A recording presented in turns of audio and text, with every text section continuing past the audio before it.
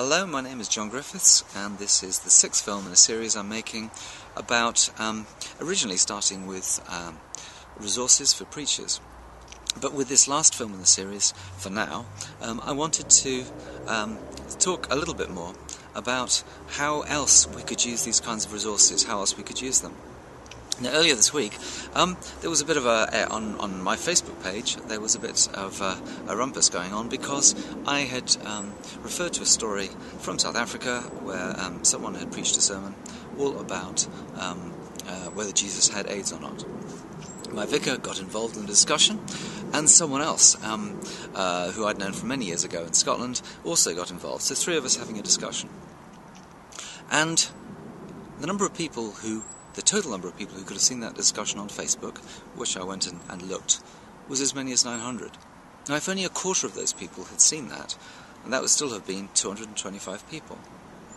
Now, that is more than twice the number of people who would have been in a church on a Sunday morning. So what I want to talk about in this film is the potential we've got for reaching a much wider group of people than the group who choose to show up to church of a Sunday, and to give some suggestions as to how we could do this. Now, one of the great strengths about the kind of material that I've been talking about is that it's reusable. The slides that I showed you, used in sermons, I've been able to use once, and apart from using them in this film, they'll never be used again. They'll be thrown away. Whereas these films, I hope, will go on being used for quite some time because people can use them to acquire the skills. They're reusable. They're not immediately discarded once that initial group of people have seen them once. And the other thing, of course, is there's lots of content on the internet which we can borrow, which we can make use of, and again, this is much easier for us to get hold of. And again, we can discuss it, we can comment on it, and we can make it available to other people and draw their attention to it. So what I have for you now is a suggestion of 4 objects that you might want to, or activities you might want to consider using, which will allow you to involve much wider groups of people. The first one is interviews. Now, in the last film that I made, I showed you how to do interviews either using a flip camera like this or a mobile phone, any mobile phone to use for audio interviews. Now, imagine, for example, that someone had been through a bereavement and that they could be interviewed to camera or giving an audio interview a year later talking about the experience of having been through that. One could put that on Facebook or on a church website and use that as a way of simply discussing the issue and as a reference point for people to go who need help, to help them in that situation. That's the first example. The second would be this. There are people who regularly read passages from the Bible within a church service. There are people who have a gift for reading, who could read passages from the Bible or read a Bible story, which, with the addition of pictures, possibly from books, could become a kind of resource, again put on a church website or on Facebook, for again children to be able to listen to stories, or people who just want to learn more about the Bible.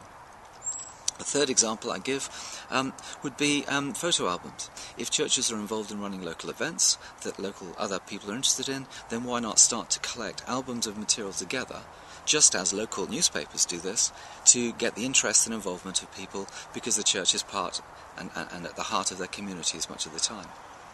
So that's idea number 3. Get yourself some albums together. The fourth example is Facebook itself, because it's possible to start a group on Facebook. Now, how would you do that? Well, all you have to do is to search for groups, and then the opportunity of starting your own group. You can make that a closed group and only invite people to it who you want to come, or you can invite people and make it open so that anybody can visit. If you're doing that, there's lots of things you can do with it. You could use it as part of a preparation for a sermon. You could use it as a way of setting questions, or asking people to do tasks, to bring things to it, links or films, or to upload things themselves that they think will be relevant to that particular debate. So, even with a Facebook group, it's not only a way of researching material before we start to share it with people, possibly in a sermon or something like that, but also it's a way of engaging people, a much wider group of people than we've been able to do it before. And that really brings me on to the next major topic, which is, once you've got your objects, where do you place them so that people are going to see them? And at this point we do have to start to talk about church websites. Now, church websites, it seems to me, function mostly like notice boards. And if you found out how many or how few people actually used it and visited it, I think it would make us question a lot of the time why those things are there at all, because they get used very little other than for people who are trying to find out a bit of basic information about the church.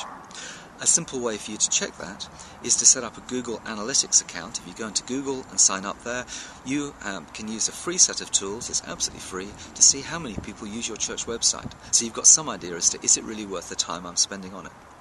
But of course, if you put some of these things on there, and you put links together, or maybe you leafleted the houses around the parish, and you just dropped a postcard through the door offering some of these different things as links for people to go and check it out, you might get some traffic to your website.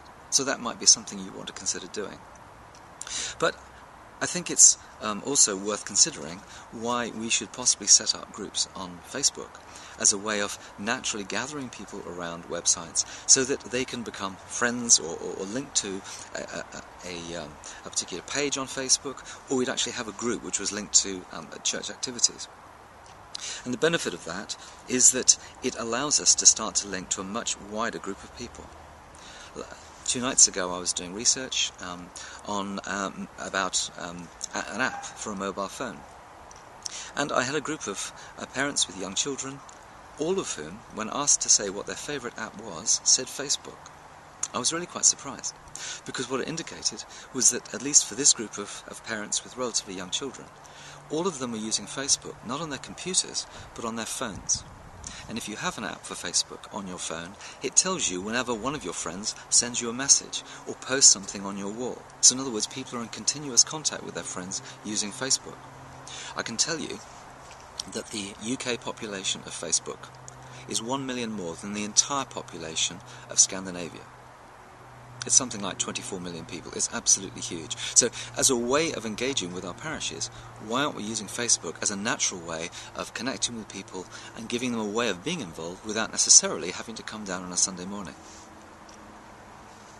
So I want to leave you with a challenge, basically, to say, if we're spending 90% of our time, if not more, preparing material to be used only once for less than 1 in 10 of the people who live in our parishes, then maybe we've got our priorities around all the wrong way.